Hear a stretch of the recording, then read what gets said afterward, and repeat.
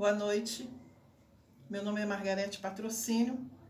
Neste momento quero cumprimentar a banca e a presença da professora Juliana Mitre, que é a minha orientadora desse projeto, cujo tema que se apresenta é o processo de enfermagem aplicado ao paciente portador de lesão por pressão, um relato de experiência. O projeto ele apresentará a atuação do enfermeiro em campo de estágio, onde realizou as consultas de enfermagem ao paciente em domicílio, que desenvolveu uma lesão por pressão. Também o projeto mostrará como foi implementado a sistematização da assistência de enfermagem, a SAE, com bases científicas e práticas. O enfermeiro ele está respaldado pela Lei 7.498 de 86, que dispõe sobre a regulamentação do exercício da enfermagem, que define quais as atividades privativas do enfermeiro, que são as etapas necessárias para assistência a esse paciente.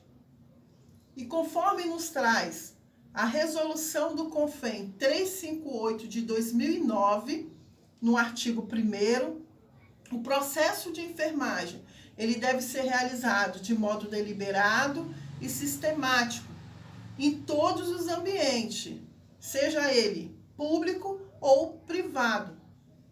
E ele está dividido em 3 métodos: o método científico, o dimensionamento de pessoas e de instrumentos. Como ele entra no método da SAE, ele entra como método científico, que engloba todas as teorias de enfermagem e o processo de enfermagem, um dos pilares que estão dentro da SAE. O problema é que o paciente em domicílio ele desenvolveu uma lesão por pressão, que configura uma situação que tem sido frequente na prática de enfermeiros e que, devido a vários fatores, podem ser difícil de cicatrização. Esses fatores estão relacionados aos fatores extrínsecos, que um dos exemplos pode ser a pressão por um tempo prolongado, ou em combinação com os fatores intrínsecos. Um exemplo que o paciente ele pode ser um diabetes mellitus, ele pode ter uma neoplasia.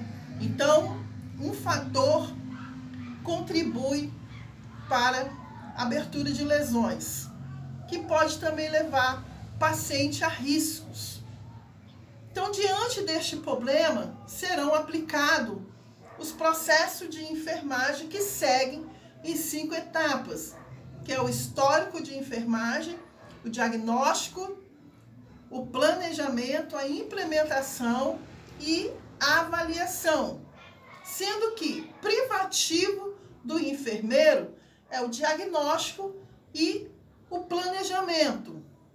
A pergunta é: como que a consulta de enfermagem pode favorecer o acompanhamento e tratamento de lesão por pressão de pacientes em domicílio? A consulta de enfermagem é um processo de cuidar. Sendo assim, serão seguido o método desenvolvido por Wanda de Aguiar Horta, que se fundamenta nos princípios de universalidade, integridade, equidade e resolutividade das ações de saúde. A teoria da Wanda Aguiar Horta é as necessidades básicas do indivíduo serem supridas. Então, na nossa hipótese, as consultas de enfermagem têm essa possibilidade, sim, de favorecer a resolução de lesão por pressão em pacientes em domicílios. No objetivo geral, nós vamos demonstrar a importância do acompanhamento do enfermeiro ao paciente com lesão por pressão que se encontra em domicílio. No objetivo específico, vamos apresentar uma breve revisão de literatura, descrevendo assim a utilização da consulta de enfermagem baseados em referências e linguagens padronizadas da profissão para a enfermagem. Então, de start, seguindo essas ordens de padronização de conhecimentos científicos e práticos, nós trazemos a justificativa de que o número de pacientes ele tem crescido, então é importante que nós estejamos preparados, tendo também um olhar abrangente para esses cuidados. Não olhar somente a doença, mas também o doente. E apresentarmos mais capacitados para identificar as complicações advindas nesse processo, prestando uma assistência de enfermagem de forma mais humanizada. A escolha deste tema, feito para o desenvolvimento da pesquisa acadêmica, se deu devido à importância dos cuidados direto ao paciente em domicílio, cuidando tanto da sua saúde física, como também de sua saúde psicológica. Isso facilita a adesão ao tratamento e a melhora dos resultados. Na nossa revisão de literatura, nós temos o artigo de Porto 2017, que nos mostra que é por meio da anamnese e do exame físico que o enfermeiro ele identifica os problemas, determina o diagnóstico, planeja e implementa assistência de enfermagem. De acordo com Ferreira et al. De 2016, para a realização do cuidado de enfermagem de forma sistematizada, é fundamental que o fenômeno que está sendo observado seja descrito de maneira padronizada e no artigo 2016 do National Pressure Úlcera Divisória e Pinel, o NPUAP, ele nos traz as classificações. Houve uma mudança. Antigamente utilizava-se úlcera de pressão nas anotações, hoje se escreve lesão por pressão.